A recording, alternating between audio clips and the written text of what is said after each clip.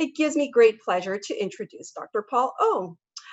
He is our presenter and moderator today. Dr. O is the medical director of the Cardiovascular Prevention and Rehabilitation Program at Toronto Rehab and the Peter Monk Cardiac Center, where he also holds the Good Life Fitness Chair in Cardiovascular Rehabilitation and Prevention. Welcome, Dr. O. Thanks very much, Arlene. It is indeed a pleasure to be with all of you virtually today, talking about a subject that we have a great deal of passion for within our program and with all of our colleagues. I'm going to set the stage for my two fellow presenters today by talking a bit about background of why physical activity matters. A few things that we'll cover off very quickly. A Canadian perspective on where we're at in terms of population physical activity patterns and why this is such an important issue related to costs and health impacts of inactivity. Turning then to a more positive kind of tone about why being active will actually reap a whole bunch of benefits. Touch a little bit about where we are going in terms of physical activity and chronic disease. Our colleagues, Dr. Langelet and Roberta Link, will speak about physical activity in cancer and exercise at home, respectively. And then we'll go through a robust Q&A session towards the end of this presentation. So this first part, we'd like to present a landscape about where we're at in terms of physical activity guidelines, shed some light on the prevalence of inactivity and its impact on the economy and subsequent risk through our lifetimes, and think about the connections between physical activity and optimizing health as an equation, very apropos for this Blakely Health Innovation Series. Let's start with the recommendations around physical activity. And whether we look at Canadian, American, or international guidelines, or indeed across a number of disease categories, we find very specific and consistent information with these sorts of numbers that are sent as benchmarks for us. We should endeavor to get 150 minutes a week or more of moderate intensity aerobic activity. That is physical activities of any sort, walking, cycling, swimming, jogging, yoga at a pace, anything that can get your heart beating faster, you a little bit short of breath and a little bit sweaty. All of that will count in the moderate to intensity aerobic activity. Now, it doesn't mean that 149 minutes isn't beneficial to you, or that 150 minutes, over 150 minutes is too much. It's a continuum. And wherever you're starting, if you get a little bit more, that's terrific. As a population guideline, if we can get most people moving to the 150 minutes, we'll reap a whole bunch of health rewards, and we'll talk about that in a few minutes. In addition to cardiovascular conditioning, we should also pay attention to our muscles. And we know that past the age of 30, we start to lose muscle strength. Our fibers that make up our muscles start to deteriorate. Our bones get a little bit weaker over time. So it's very important that we also add in at least 2 times per week muscle strengthening activities. And that might be using your own body weight, a soup can, a water bottle, a dumbbell, or a rubber elastic band, working the upper body, lower body, and core with repetitive activities that don't make you work too hard or not too easy, but just in the middle.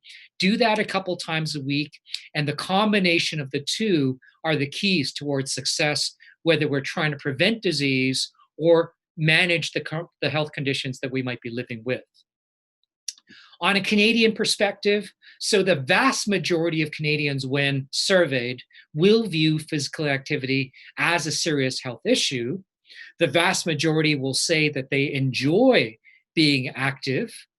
About half will say they don't really have an excuse for not being active. And most people have at least the wherewithal to say that they are the ones responsible for all of this. So it sets the tone that at least our views upon physical activity are indeed very positive. However, in stark contrast, maybe no surprise not to the people on the phone, but to those around us, that the vast majority of Canadians are in fact not meeting the physical activity guidelines. And estimates from Statistics Canada or Public Health Agency of Canada are in this ballpark, that about 85% or even more of Canadian adults are not meeting the 150 minutes per week physical activity guideline. So, in stark contrast to where we think we should be, we are really at a much lower level. And for an optimist like me, I say, well, that's okay. This creates a wonderful opportunity to make a big impact in our society, but there is a long way to go. We could view the counter to not being active is, of course, sitting too much. And indeed, Canadian adults are sedentary for more than 8 hours per day. About 86% of Canadian adults would say, indeed, this is the case. And about 25 hours out of the week are spent on gaming, screens, use of technology for leisure. And gosh, during this time of the COVID pandemic, maybe this is even higher than even before. And this is part of the so-called collateral damage of the pandemic, that we are certainly not being active as we should be. And interestingly, single men might in particular be a cohort who are at elevated risk of extensive leisure time sitting.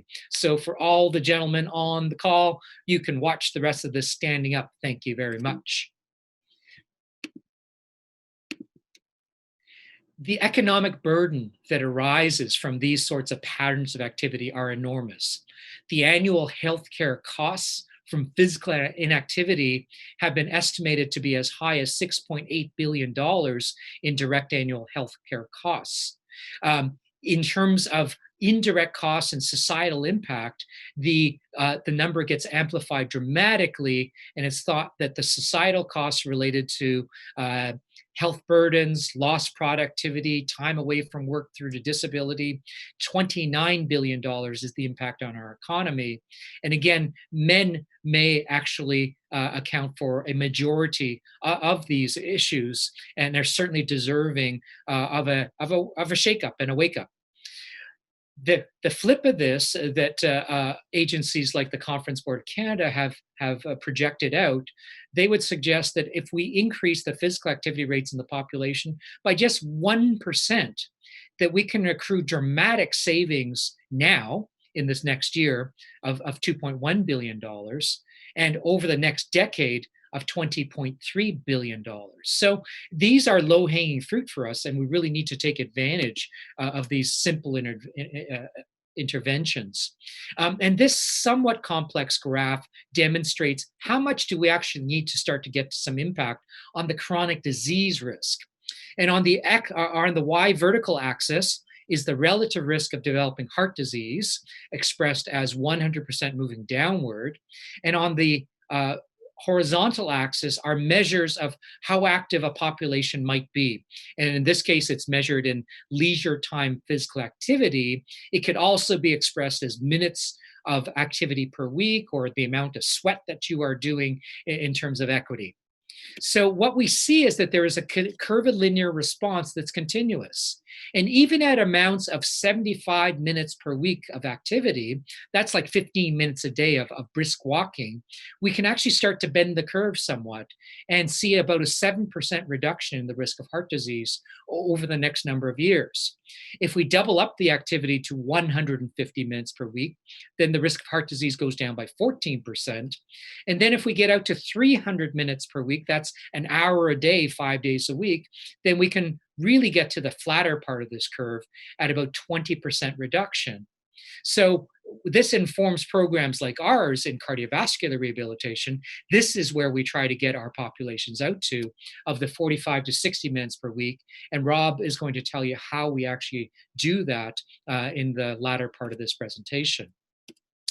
Thinking about some other disease populations and disease conditions, if I had to ask you, what's the best way of preventing diabetes? We know that diabetes has a tremendous impact on our healthcare system, on our workplaces, on our families. And suggestions are that 1 out of 3 of us are either living with diabetes or living with prediabetes or at high risk for developing diabetes over our lifetime.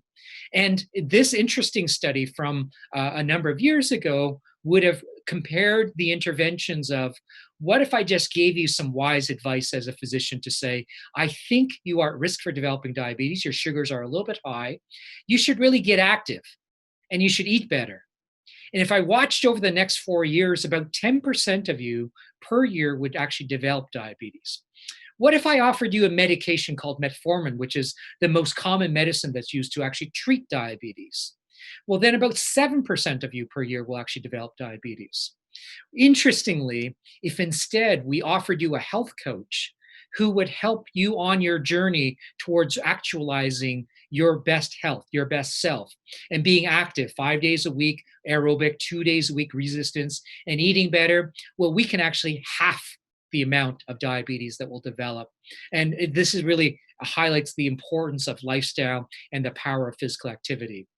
And not only for heart disease and diabetes, but if we think about physical activity in the brain, there are a whole host of interesting studies that would say mood improves the more active we are. And running or walking just a little bit will reduce the risk of major depression by 26%, which is as effective as many medications. Or many of us are concerned about declining cognitive function and reducing the risk of dementia. While we've been focused on what's the magical pill, we recognize that regular amounts of activity, as we described, can actually substantially lower the risk of declines in executive function and memory and learning. So this is very important to deploy in our regular lives. And thinking about overall death, trading 30 minutes of sitting with instead 30 minutes of walking around can reduce your risk of dying early by 35%. And other common conditions that come on as we get older, things like osteoarthritis or hip fractures or falling and experiencing substantial morbidity. Well, these can also be lowered dramatically by being active.